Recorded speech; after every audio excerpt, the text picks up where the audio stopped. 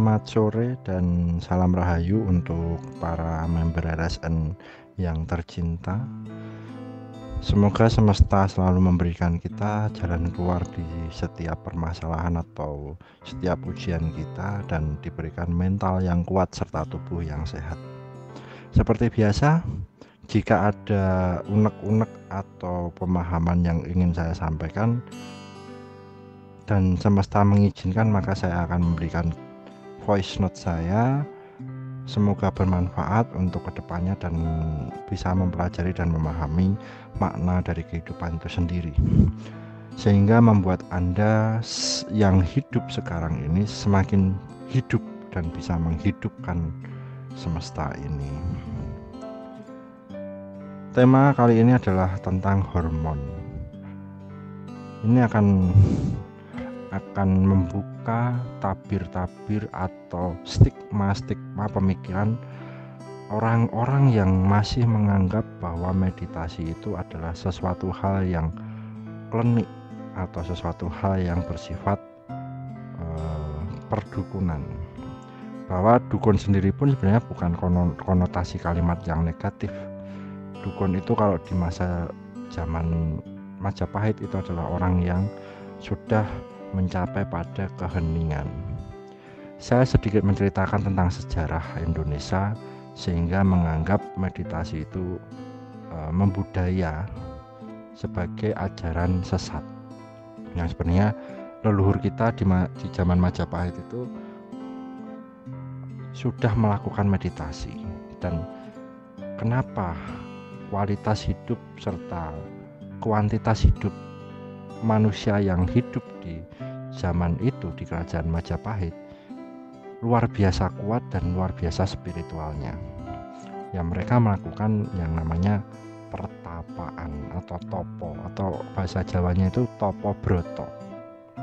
Nah, apa yang dinamakan topo broto itu sama dengan meditasi itu sendiri? Ya sama, cuman ada teknik-tekniknya. Di sini saya akan membedah setiap tabir atau lapisan-lapisan itu. Manusia di zaman dahulu, di zaman kerajaan Majapahit, sampai Majapahit menguasai sepertiga belahan dunia itu ya karena dia sudah berada dalam level kesadaran tinggi, sehingga mampu untuk memunculkan kejeniusan atau bahkan potensi-potensi yang luar biasa, ya, sampai menguasai sepertiga belahan dunia ini. Sejarah mengatakan hal yang sama. Setelah itu semesta berkehendak kerajaan Majapahit ini di bumi hanguskan, dimusnahkan, ya, karena hukum vibrasi itu ada alfa dan omega, ada awal dan akhir. Sesuatu yang sudah mencapai puncak maka akan diturunkan kembali menjadi netral kembali, dan itu berlaku tidak dalam hal positif melainkan dalam hal yang negatif juga, sebagai titik keseimbangan atau yin dan yang-nya. Sesuatu hal yang negatif, misalnya keangkaran murkaan, sudah mencapai puncak di kedudukan duniawi ini, maka akan dikembalikan juga, dimusnahkan juga menjadi hal yang netral lagi. Itu berlaku seperti kisah kerajaan Majapahit. Saya tidak menceritakan hancurnya Majapahit atau runtuhnya Majapahit itu disebabkan karena apa, karena itu di luar basic saya. Saya hanya menceritakan sejarah kecilnya saja, sehingga kenapa meditasi dianggap tabu, ya, sehingga meditasi dianggap tahayul, dianggap pemuja setan dan lain-lain. Runtuhnya Majapahit itu dibarengi dengan kejayaan Portugis, ya. Timelinenya sama dengan kejayaan Portugis di masa itu. Ketika Portugis mengetahui keruntuhan Majapahit, maka berbondong-bondong manusia Portugis menginvasi ke Nusantara, ya, sebelum Belanda datang. Itu Portugis dulu.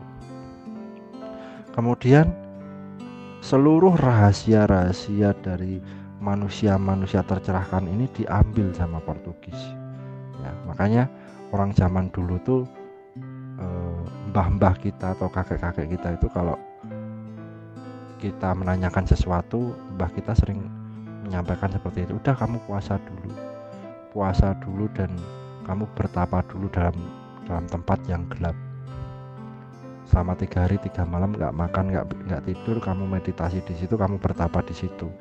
Itu buat apa mbah? Pokoknya lakukan dulu. Mbah kita nggak tahu untuk buat apa, pokoknya hasilnya bagus itu. Nah, waktu zaman Portugis itu kan waktu para penebar keyakinan surga dan neraka juga muncul. Jadi keyakinan Jawanya ini udah hilang, yang sudah manunggaling kawula Gustinya ini hilang, kemudian diganti dengan ketakutan atau dogma-dogma tentang surga dan neraka, tentang agama di situ. Nah, sudah muncul surga dan neraka, maka semakin berkembang, semakin kesini peradaban manusianya semakin banyak dan terlupakan teknik-teknik itu, ya. Ketika Portugis datang di Nusantara, para pribumi ini takut. Karena apa? Tujuannya untuk mengambil informasi-informasi yang berbasic tentang spiritual atau tentang ketuhanan itu sendiri. Bukan religi tapi spirit, universe.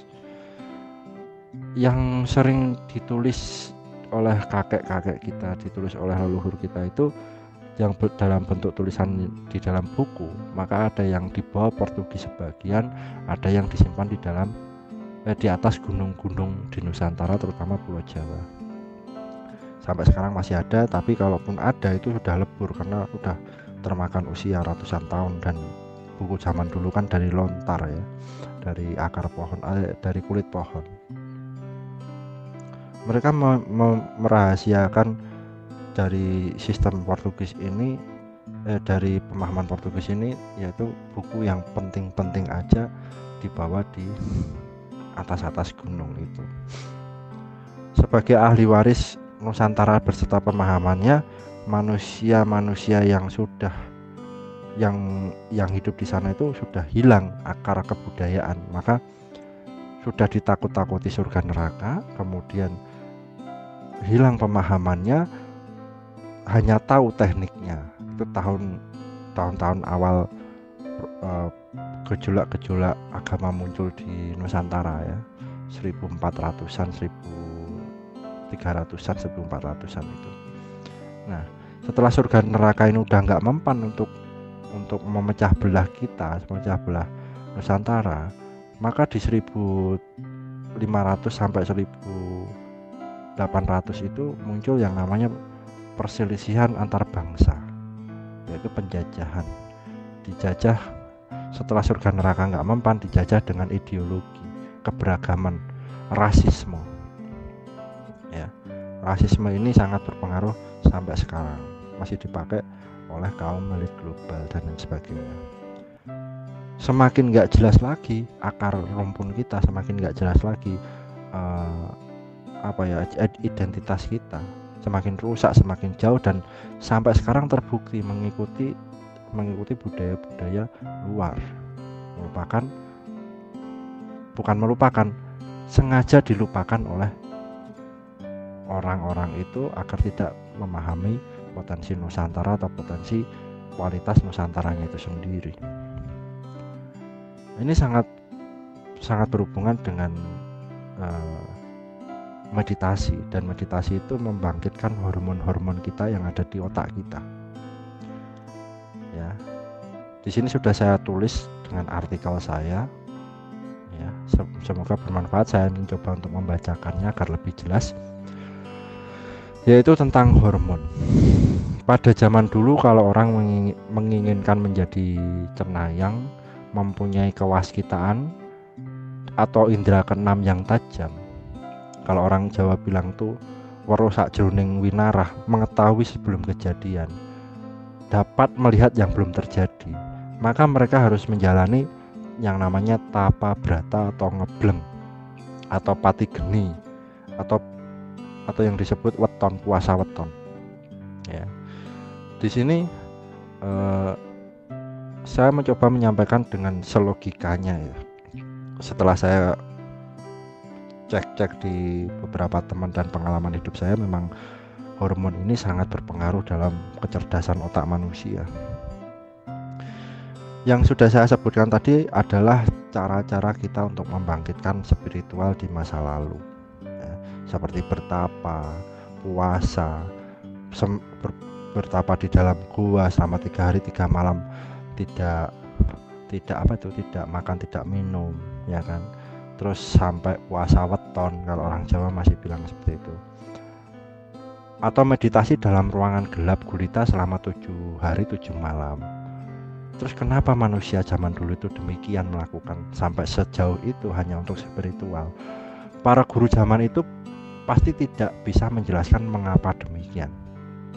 Para guru ya. Ternyata akhir-akhir ini ada laporan penelitian dari Thailand dan Netherlands yang menyebutkan adanya beberapa hormon yang menyebabkan seseorang menjadi cenayang setelah bermeditasi di ruang gelap selama 7 hari berturut-turut. Menarik kan? Makanya kita mau bahas di sini. Pada saat seseorang bermeditasi, dengan cara memejamkan mata di ruang gelap, maka kelenjar pineal kita menghasilkan hormon yang namanya melatonin. Ya, digarisbawahi, ketika kita bermeditasi, ya, dengan cara memejamkan mata di ruang yang gelap, maka kelenjar pineal kita menghasilkan hormon yang namanya melatonin. Produksi melatonin ini hanya sampai maksimal itu 2-5 gram per hari, ya. Di samping mengatur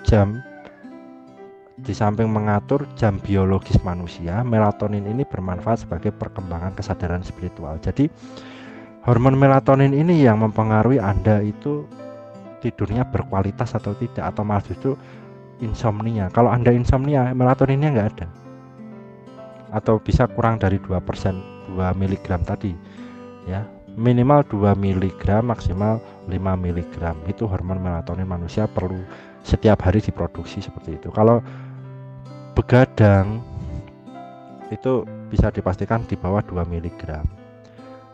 Jam biologis manusia, jam tidurnya manusia, melatonin ini juga bermanfaat bagi perkembangan kesadaran spiritual. Ya, karena apa? Di dalam tidur kita itu sedang melakukan perjalanan spiritual. Maka ada yang disebut tidur tapi enggak tidur, masih sadar, tidur ayam. Mimpi itu melakukan perjalanan hidup kita dalam bentuk roh. Nah, gitu. Maka orang zaman dulu itu tidurnya sebentar tapi berkualitas. Ini yang mempengaruhi. Tidurnya cuma 2 jam tapi seger, melatoninnya bagus. Nah, setelah meditasi memasuki hari ketiga, ya kan, tadi kan 7 hari, memasuki hari ketiga dan melatonin mencapai 15-20 mg, maka kelenjar pineal menghentikan produksi melatonin dan menggantikan dengan memproduksi pinolin. Ini hormon pinolin. Jadi ketika kita bermeditasi 7 hari 7 malam di ruang yang gelap, ya kan, hari pertama sampai hari ketiga itu produksi melatonin, hormon otak kita, kelenjar otak kita itu, pineal gland itu memproduksi yang namanya melatonin. Itu untuk mempengaruhi jam tidur. Nah, produksinya 2-5 gram. Setelah lebih dari 3 hari, bukan melatonin lagi yang diproduksi. Setelah mencapai 15-20 mg, maka kelenjar pineal gland ini memproduksi yang beda lagi, yaitu pinolin. Diganti dengan pinolin. Pinolin itu seperti apa nanti saya jelaskan. Yaitu yang bersifat superkonduktor. Inilah yang merangsang timbulnya kemampuan seseorang menjadi cenayang. Hingga dengan kadar pinolin yang tinggi, orang akan dapat terbangkitkan kepekaan dan kemampuan kewaskitaannya, melihat, mendengar, dan merasa dengan menggunakan indera keenamnya. Indera keenam itu ya jelas kepekaan itu sendiri, kewaskitaan itu sendiri, kemampuan itu.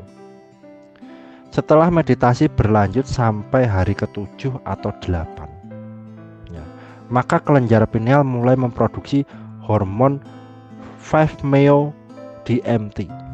Nah, yang sering kita kenal yaitu dengan kalimat DMT.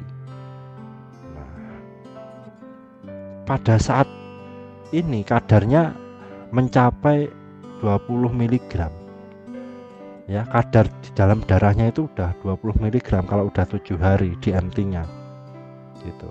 Jadi dari melatonin menuju pinolin setelah 7 hari udah diganti lagi menjadi DMT. Ada tingkatan-tingkatan hormon di situ.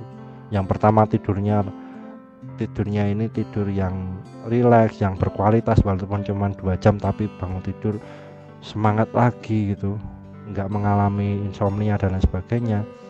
Terus yang itu yang pinolin, yang melatonin. Terus yang kedua ini pinolin. Kalau pinolin itu sebagai konduktor merangsang timbulnya kemampuan seseorang menjadi cenayang, itu yang 3-5 hari. Terus diteruskan lagi dari 5 menjadi 7 hari ketika bermeditasi di ruang gelap, maka produksi hormonnya berubah, yaitu dengan hormon 5-MeO-DMT atau yang sering dikenal dengan DMT.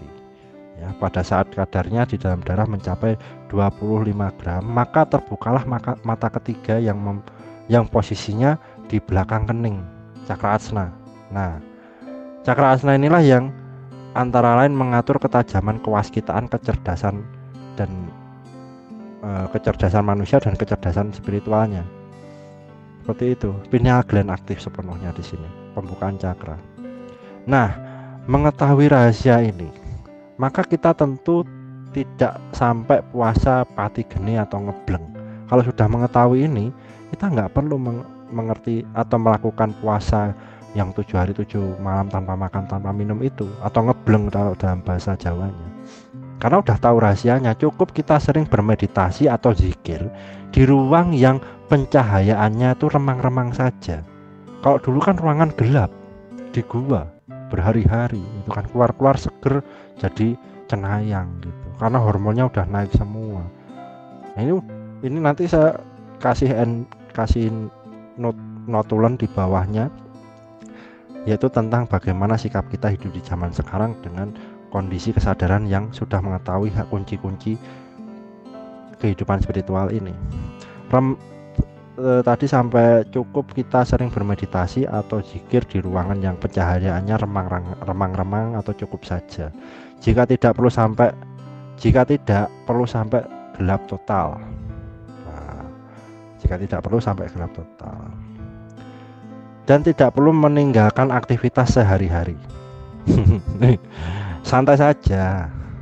Biar indera keenam kita itu berkembang secara alamiah. Tidak perlu ambisi memaksakan diri, penjelasan selengkapnya mengenai indera keenam kepada orang lain, minta dijawab ini, dijawab itu. Lakukan aja, meditasi terus dengan tempat yang remang atau yang memang pencahayaannya itu minim gitu loh. Biar hormon melatonin tadi sama hormon yang lain itu aktif gitu kan. Dan hormon-hormon itu hanya bisa diaktifkan ketika kita tidur. Makanya saya pernah baca artikelnya di salah satu orang muslim itu, kalau tidur itu kalau bisa lampunya dimatikan, bangun tidurnya enak ya, karena ini hormon melatonin ini tadi kan diaktifkan, memiliki keaktifan tuh kalau pas lagi kita gelap. Dan pengalaman pribadi saya, tetangga saya dulu pernah kena tetanus, ya parah. Tetanus ini sudah masuk ke saraf otak, jadi tubuhnya tuh kaku. Dan tulang punggungnya itu udah nggak bisa ditekuk lagi, udah kayak besi gitu, kaku. Masuk ruang khusus, ruang gelap di RS itu, rumah sakit itu, dan ruang isolasi ya lebih tepatnya, dan nggak ada pencahayaan sama sekali. Ternyata untuk merangsang hormon itu tadi, yang melatonin tadi, biar apa? Biar mengaktifkan yang namanya namanya tadi itu apa? Tentang pinolin. Ya, hormon pinolin sama melatonin ini fungsinya ini nanti saya bedah kok. Yang sebenarnya saya juga belajar loh di sini. Kalau nggak belajar saya nggak baca artikel, ya kan. Saya benar-benar menyampaikannya secara alamiah gitu. Dan biar indera keenam kita berkembang dengan alamiah sendiri, itu tidak perlu ambisi memaksakan diri. Oke, langsung aja ke penjelasan selengkapnya mengenai hormon tersebut. Ya. 4 hormon yang terlibat dalam kesadaran intuitif dan kesadaran spiritual. Yaitu yang pertama yang tadi melatonin. Melatonin dihasilkan oleh kelenjar pineal, ya, dalam keadaan gelap. Tidak ada pencahayaan sama sekali. Setiap malam bila orang tidur dengan lampu padam, maka melatonin dikeluarkan, diereksikan. Bila orang tidur dengan lampu yang menyala, maka produksi melatonin tidak lancar. Tetap diproduksi tapi nggak lancar. Hari esoknya bangun dengan perasaan tubuh kurang bugar gitu. Kalau lampunya nyala ya. Melatonin juga dihasilkan sedikit sekali apabila orang bermeditasi dengan cara memejamkan mata di ruang yang terang. Maka pengen maksimal lagi untuk mencapai pengaktifan melatonin ini, ya meditasi di ruang yang remang-remang aja, yang gelap. Produksi melatonin maksimal itu hanya 2-5 mg per hari, ya, per hari ini. Melatonin dihasilkan oleh hewan yang mengatur pola hibernasi, beruang misalnya, itu juga punya melatonin. Misalnya yang tidur selama berbulan-bulan gitu loh, hewan apa aja. Dan itu juga mengatur jam biologis manusia sehingga terbangun dan mengantuk pada waktunya. Ini penting bagi hewan karena hewan tidak mengenal jam mekanik, tetapi mata peka terhadap ultraviolet atau UV, sinar matahari, menghambat produksi melatonin pada siang hari, ya kan? Tapi merangsang produksi melatonin pada malam hari. Melatonin juga bermanfaat bagi perkembangan kesadaran spiritual. Injeksi melatonin kimiawi membawa efek penanganan lebih tepatnya, namun membawa akibat efek samping ketagihan.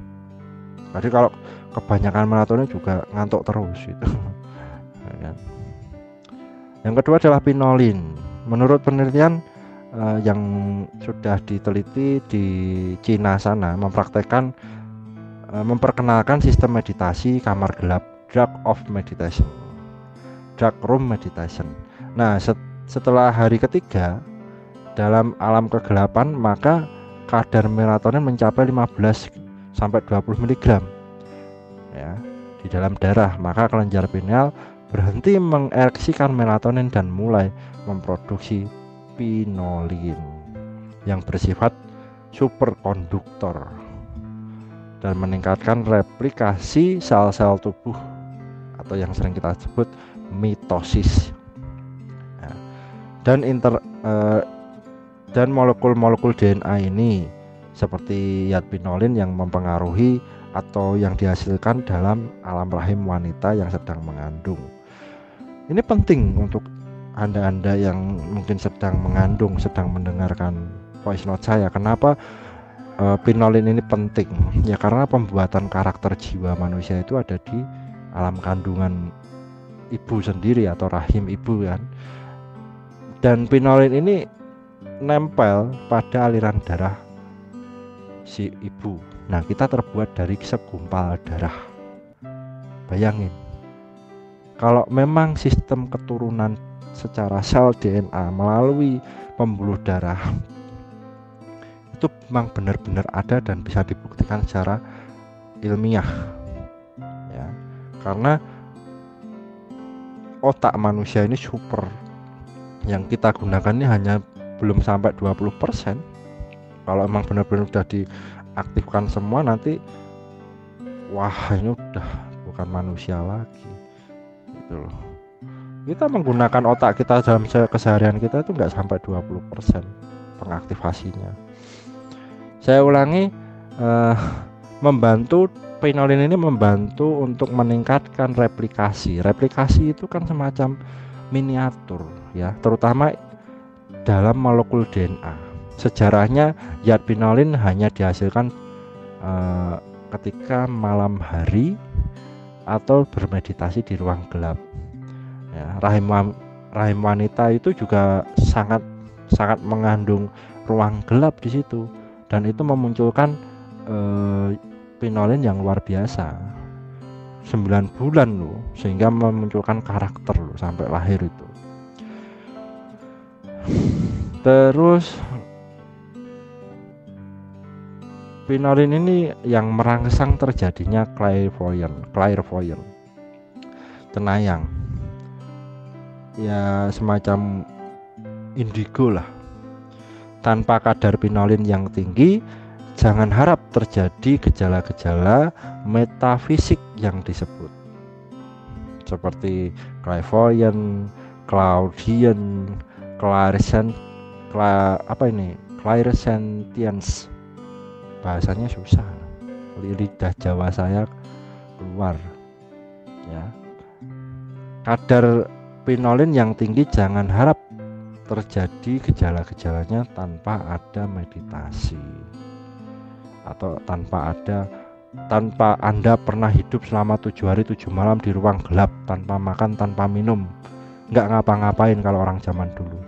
Tapi kalau orang zaman sekarang itu lebih simpel, santai aja, meditasi di ruang remang-remang 1 jam aja dulu, 1 jam tapi rutin ya, 1 jam selama 7 hari, 1 jam selama 7 hari. Beda kalau langsung 7 hari berturut-turut, beda hasilnya, langsung jadi sakti nanti. Terus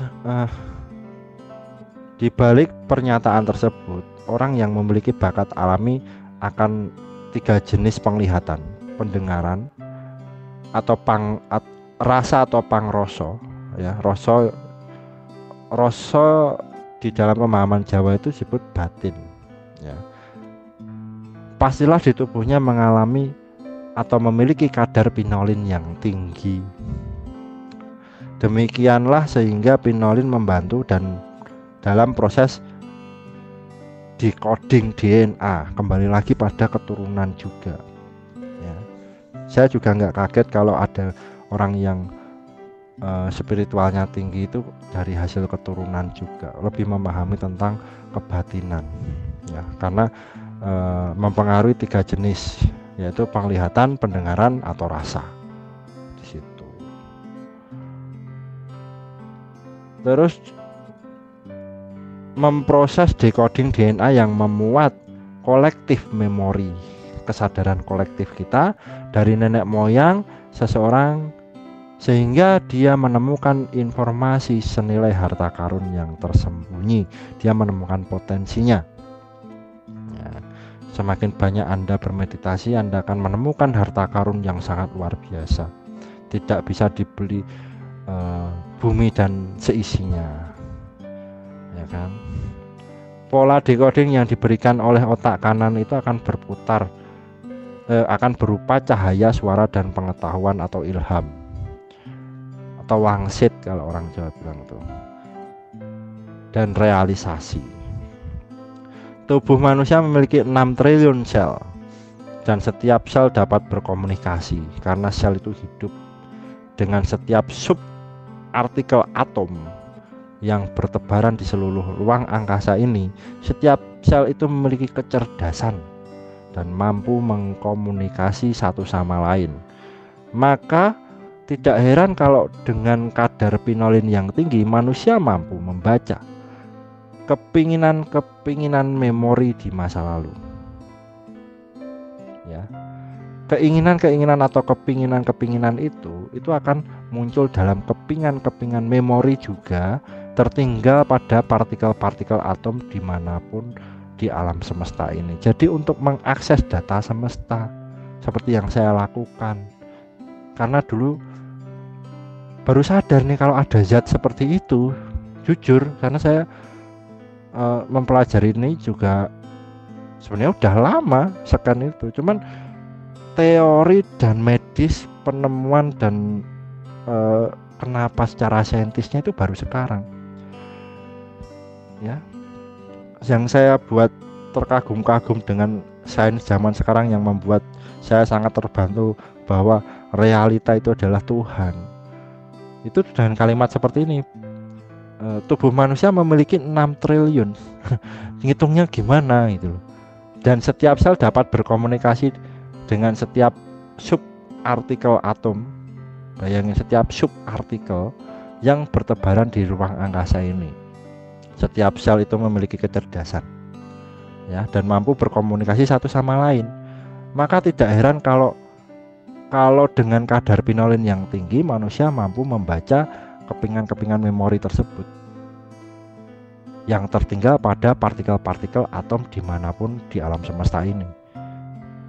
Channeling, scan, terawangan, nujum, itu semua karena pinolin ternyata.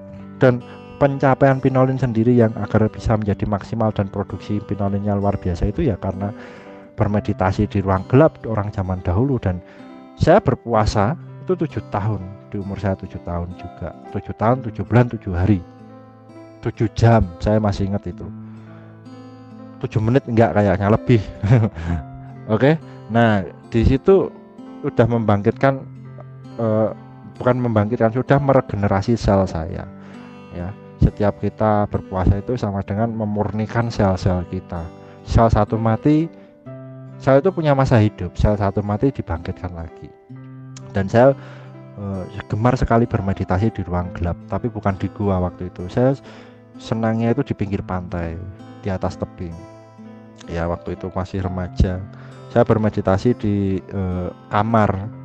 Kalau nggak pengen kemana-mana, di kamar hening gitu. Terus 3 hari 3 malam nggak keluar, nggak minum, nggak makan, nggak ke kamar mandi. Pokoknya pati geni kalau orang Jawa bilang tuh. Itu sering. Setahun tuh bisa 3-4 kali waktu itu saya. Nah, boleh dikatakan pinolin ini memungkinkan pintu menuju atas sadar manusia, ya, terbuka. Jadi boleh dikatakan pinolin itu memungkinkan pintu menuju atas sadar manusia terbuka dan manusia dapat mengakses informasi yang terdapat di sana dan di mana-mana. Maka membaca jejak memori yang menempel pada handphone seseorang yang tidak dikenal atau arloji yang dipakai relatif memerlukan sesuatu yang tidak dikenal atau mustahil, itu menjadi sangat realitas itu, karena dia mencapai jejak memori semesta. Dia bisa mencari di mana HP-nya sekarang, dia bisa mencari di mana arloji seseorang lain itu sekarang, ya, merupakan suatu yang bukan mustahil lagi. Partikel atom partikel atom yang berada dalam keringat manusia itu kan ada zat garamnya, ada asin-asinnya, yodium, ya. Partikel atom garam yang berasal dari keringat seseorang atau hormon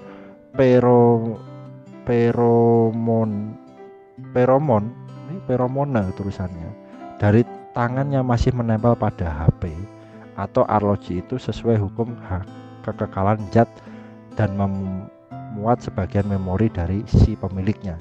Kuncinya di situ ternyata, dan saya pun juga prakteknya gitu. Sidik jari bukan, itu untuk polisi, ya. Kalau saya memang bendanya siapa, saya lihat energinya, bekas keringatnya, auranya itu nempel di benda itu. Maka yang saya baca, kalau bendanya hilang, tangan orang itu yang saya baca. Nanti ke akses channeling sendiri nanti di situ. Itu yang pinolin, itu udah pinolin, itu baru pinolin tuh. Penjelasannya bisa menembus dimensi ruang dan waktu, dan itu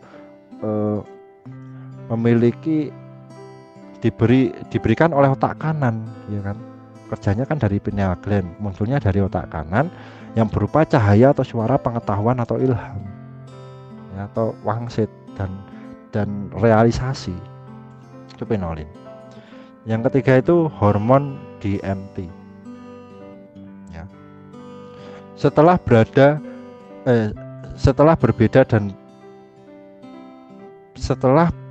dan bermeditasi selama 6 sampai 8 hari terus-menerus tanpa henti. Itu ayam Bin Laden, mohon maaf ya, suaranya kalau masuk ya mohon maaf.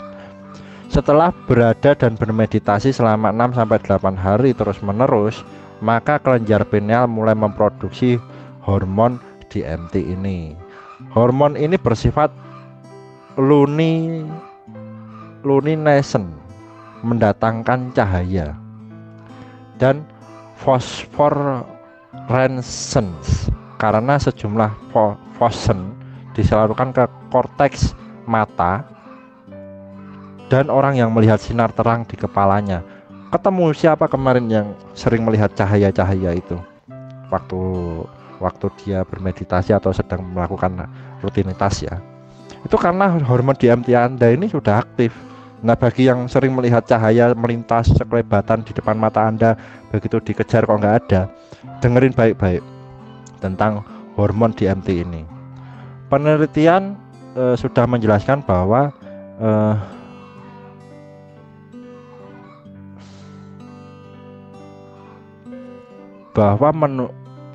meditasi itu menghasilkan emisi foton ultra lemah, ya, atau disebut UPA, ya, UPA, ultra weak photon emission, pada lengan dan dahi untuk para meditator sendiri yang diobservasi. Jadi yang diteliti ini adalah para meditator, ya. Itu membuktikan bahwa memiliki emisi foton ultra lemah atau ultra weak photon emission pada lengan, ya, lengan kanan sama kiri, dan dahi oleh yang sudah dilakukan oleh para meditator selama ini. Itu sudah diteliti sama peneliti. Penelitiannya di mana, ini ada tulisannya, penelitian oleh trio Van Dijk, bahasanya Rusia saya kurang paham, ada Universitas Jerman, orang Rusia. Maka tidak heran kalau lukisan para aulia dalam agama apapun diberi latar belakang sinar terang di belakang kepala mereka dan disertai semacam kayak lingkaran di atas kepala itu, gelang sinar di kepala. Nah, bagaimana mungkin semua agama memperlihatkan kecenderungan yang sama apabila fenomena tersebut hanya bersifat fiktif atau artifisial? Kompak loh, semua fenomenanya mengatakan hal yang sama di pemahaman agama-agama manapun, ya kan?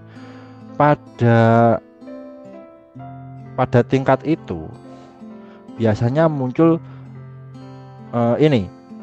wujud halus, ya. Wujud halus bukan makhluk halus, proses perlambatan daripada sinyal-sinyal input dalam sel-sel tubuh. Dan hal ini mempermudah sistem saraf untuk menyebabkan elektron-elektron itu berhenti beredar di dalam sel, yang pada gilirannya menyebabkan tingkat meditasi jauh lebih mendalam lagi, ya, ketika hormon DMT ini berinteraksi dengan perantara DNA kita. Orang-orang yang melihat visualisasi cahaya atau holon seperti memahami pikiran-pikiran, bahasa telepati lah, lebih tepatnya, itu lebih mudah. Jadi tandanya hormon DMT Anda udah aktif itu Anda sering melihat cahaya sekelebat di depan Anda. Itu kalau dikejar kok nggak ada, itu karena dia sudah masuk ke retina manusia itu sendiri. Dia sudah bisa mengaktifkan mata dohirnya untuk menembus dimensi lain, bukan mata asna lagi. Kalau mata asna tadi kan maksudnya ke yang hormon kedua, hormon penolin tadi. Nah, ini ditingkatkan lagi sinkronnya tadi kan dari otak menuju otak kanan, penolin kan, otak pineal gland menuju otak kanan kita. Nah, sekarang mainnya sudah masuk ke retina manusia dengan tanda-tandanya itu sering melihat sekelebatan cahaya putih terang melintas, begitu ditengok nggak kelihatan gitu. Itu DMT. Nah, DMT ini ternyata memiliki pemahaman atau hal yang lebih luar biasa lagi. Yang pertama adalah telepati, mengakses molekul atau subatom semesta itu sendiri. Sinyal kita itu bukan sinyal HP waktu zaman dulu, yaitu nempel pada subatom molekul udara. Nah, kayak kabel gitu. Bikin aja benang merahnya ke siapa, sebut nama sama wetonnya, itu udah masuk. Itu nomor HP zaman dulu waktu orang masih sering meditasi di dunia Jawa yang dulu. Sebelum mengenal HP, itu alat komunikasi tercanggihnya adalah telepati. Tapi dia harus bertapa dulu untuk beberapa hari, mengaktifkan hormon DMT-nya itu tadi. Nah, kalau masih perlu dilanjut lagi sampai pada hari ke-9 sampai 12 dalam meditasi ya, di ruang gelap total, maka kadar hormon DMT dapat mencapai 20 mg pada darah. Nah, ini yang menjadikan terbukanya yang namanya mata ketiga. Orang secara spiritual dengan tubuh energi yang mampu melayang-layang di antariksa, melampaui dimensi ruang dan waktu. Ya. Dan orang secara spiritual loh ini, dalam tanda kutip tubuh energi, bukan tubuh realnya. Ya, mampu melayang-layang ke antariksa, melampaui dimensi ruang dan waktu. Ya. Jangan terus diasumsikan meditasi di ruang gelap itu menyembah setan, menyembah demit. Enggak, dia mengaktifkan hormon itu tadi untuk mencapai untuk melampaui dimensi ruang dan waktu dalam tubuh energinya. Astral projection kalau orang Jawa bilang. Kalau orang Amerika bilang tuh ngerogosok. Kalau menurut saya sih nggak harus sampai 9 hari berturut-turut dan Anda pakem di situ. Enggak, itu malah kembali lagi ke zaman sistem orang tua kita dulu di Majapahit itu kan. Ya akumulasikan aja, misalnya pati geni atau benar-benar total dalam gelap itu misalnya 4 jam sehari. Nanti akumulasi kok itu. Ya. Akumulasi hormonnya itu terus terakumulasi gitu loh. Kalau mampu ya, kalau saya tuh 3 hari itu udah luar biasa hasilnya itu loh. Ya disyukuri, mau hasilnya puas atau tidak ya tetap bersyukur saya. Nah, kemudian ada pemahaman sedikit nih tentang semacam ini. Setahu saya belum pernah ada yang diadakan di Indonesia tentang menembus tembok atau melihat realita di belakang tembok itu loh. Namanya flying CD kalau orang Inggris bilang tuh. Itu pada penerawangan kalau saya lihat. Nah, meditasinya itu selepas 12 hari, maka para meditator akan memiliki pandangan mata inframerah atau ultraviolet. Dia bisa menembus dimensi yaitu ruang, ya. Setebal apapun jenis tembaga atau jenis apapun bisa dia tembus, apalagi hanya kulit manusia. Nah, serta mampu berlari-lari di antara ruangan yang benar-benar gelap. Nah, yang benar-benar gelap, atau bahkan dia justru bisa melihat pola panas tubuh manusia, hot parents. Hot parents ini suhu tubuh gitu. Karena dia sudah bermeditasi selama 12 hari di ruang gelap itu. Nah, pada tahap inilah orang mulai memahami serta mengalami apa yang dinamakan unconditional love atau agape, yaitu jenis kasih yang bersifat ilahi, bukan kasih manusiawi atau sekedar homofil lagi, hasrat manusia itu sendiri. Pak Elisa kalau dengar ini, berarti ini saya sedang menceritakan Anda Pak El. Nikmati aja ocehan-ocehan saya ya. Biar saya juga termotivasi juga nih. Keren nih. Dan semesta mengarahkan saya untuk membaca ini loh. Ilmuwan menemukan kembali mata ketiga. Gimana? Caranya seperti ini. Ilmuwan itu menganggap pentingnya mata ketiga yang dikenal juga sebagai mata kebijaksanaan. Telah diketahui oleh para pencari kebenaran dan praktisi rohani selama berabad-abad. Menjadi rahasia karena kebenarannya itu udah tertutup, namun diakses lagi. Namun baru-baru ini kebenaran yang baru diakui oleh ilmu pengetahuan modern sebagai contoh dalam sebuah penelitian yang dilakukan oleh orang Rusia yang sempat saya mau bacakan namanya, tapi mending nggak usah karena sulit, lidah saya lidah Jawa.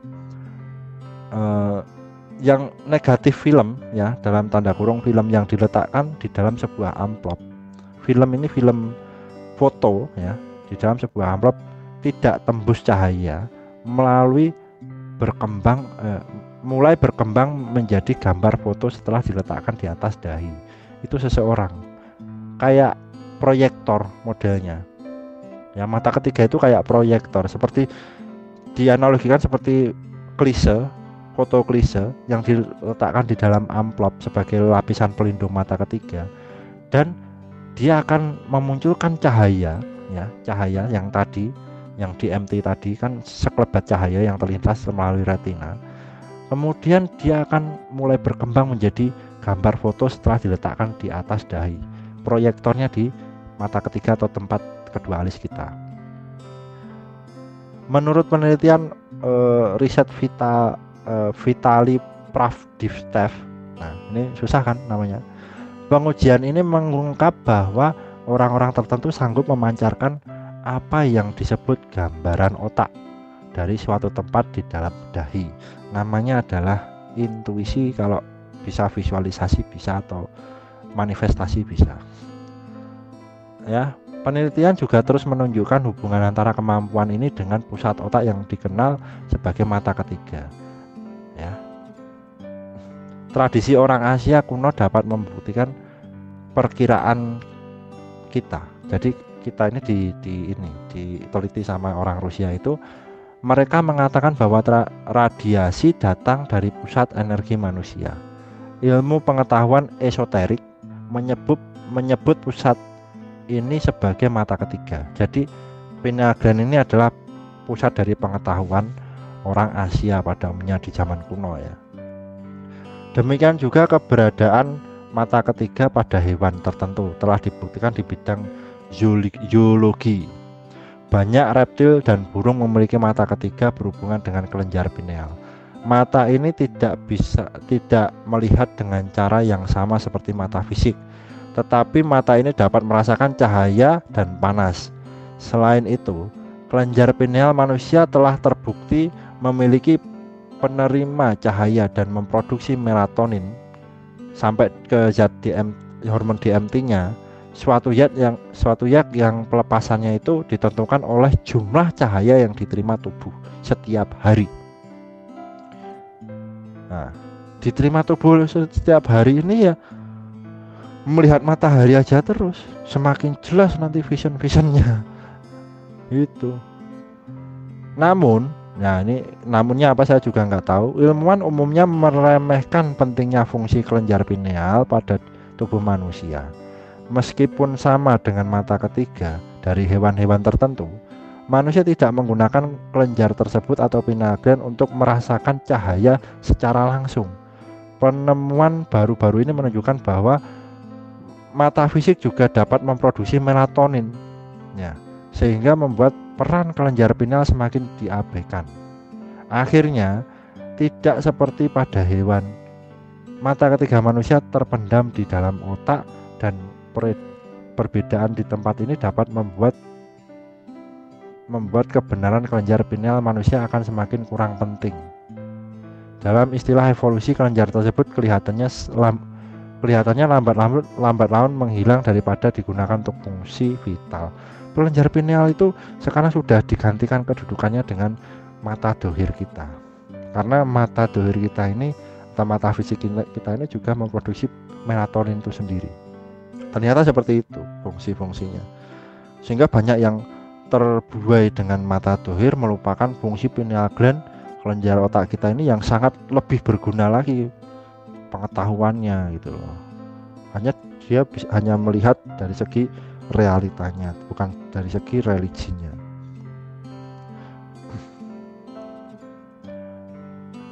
Nah, ini penemuan yang dilakukan oleh orang tersebut ya, si Vitali Pravdivtev ini dibahas di atas, mungkin mendorong ilmu pengetahuan modern menerima pandangan baru pada topik tersebut. Kemampuan untuk memproyeksikan gambar di foto ya, telah menunjukkan bahwa organ ini sebenarnya dapat melihat sendiri, bekerja melampaui tingkat keberadaan fisik cenayang.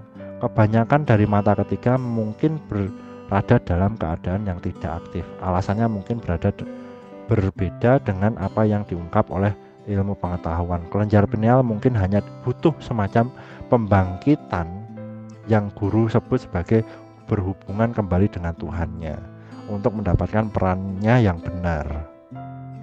Nah, kembali lagi kan ke manunggaling kawula Gusti.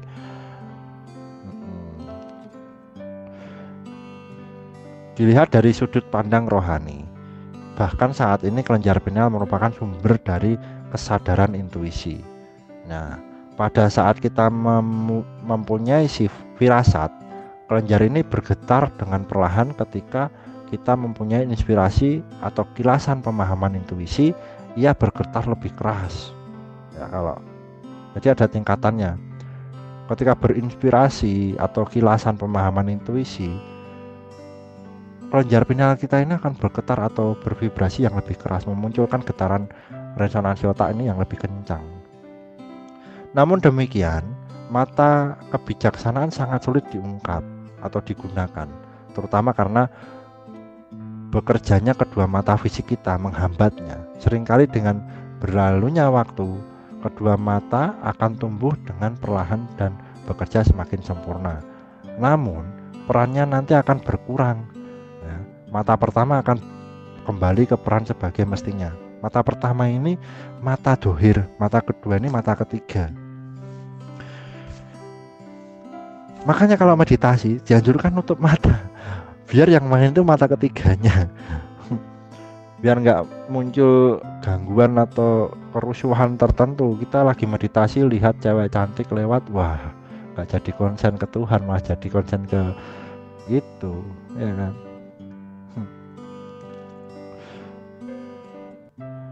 Terus sebagai penutup penjelasan tentang hormon,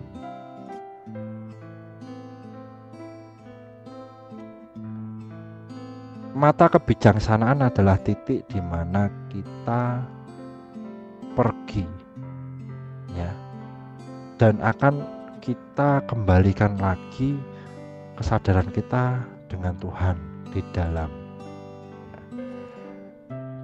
apa? Di dalam keheningan kita itu. Kita semua harus lebih menghargai pentingnya hubungan kita dengan Sang Pencipta. Spiritual itu ujung-ujungnya adalah kesadaran ilahi itu sendiri. Kesehatan, ya jelas hormon otak, penolin, melatonin itu kan hormon kebahagiaan semua. Semakin Anda bahagia, semakin sehat. Gitu. Keterangan untuk saya pribadi menyikapi artikel ini bahwa manusia hidup di zaman dahulu, terutama di Nusantara itu udah menemukan rumus-rumus ini, cuman nggak ada ilmiahnya. Terkendala dengan alat, ya, tapi rasa sejatinya itu muncul. Ya, rasa rasa ing sejati. Jadi ngarso podo, menyadari bahwa ngarso podo itu kalau dalam bahasa Indonesia itu alam yang berlapis-lapis. Karena mata ketiganya udah aktif, yaitu dari penolin, melatonin, DMT. Itu yang membuat Anda terkoneksi dengan dimensi lain atau terkoneksi dengan semesta itu sendiri. Ya. Munculnya intuisi gitu kan. Ini udah diteliti, ada penelitian. Yang membuat mata ketiga terhambat adalah mata dohir kita itu sendiri. Maka ketika kita meditasi dianjurkan tutup mata, masuk ke dalam diri, membangkitkan kesadaran. Kalau perlu di tempat yang gelap selama 7 hari 7 malam. Saya cukup 3 hari 3 malam aja karena masih butuh bekerja dan menghidupi keluarga waktu itu. Kalau nggak punya kerjaan dan nganggur, daripada Anda nganggur nyusahin orang, mending meditasi, Anda tercerahkan nanti selama 30 hari, nggak masalah.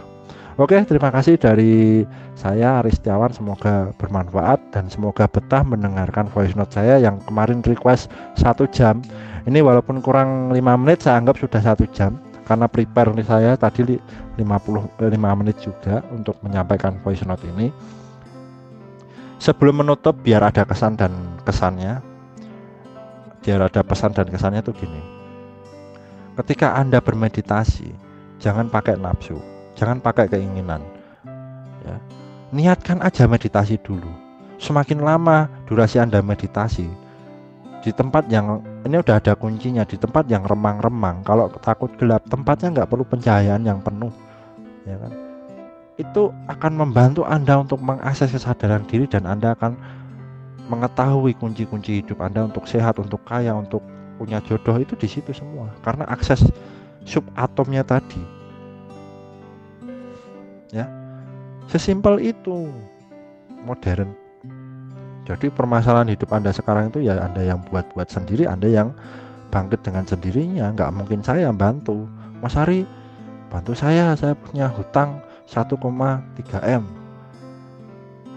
Memang saya pikirin, saya hanya bisa membantu ngasih saran, dan solusi yang terbaik itu dari Anda sendiri. Bukan soal keras dan jahat. Mental bobroknya manusia modern tuh ya kayak gini, pengennya instan, nggak belajar. Terus nasib anak cucu kita gimana? Babunya orang luar semua. Padahal dulu kita menguasai sepertiga dunia. Hanya karena gara-gara ilusi, iri dengki surga dan neraka itu tadi loh, memperparah kondisi mental manusia. Ya, terima kasih dan salam rahayu, semoga bermanfaat. Om Swastiastu, Namaste.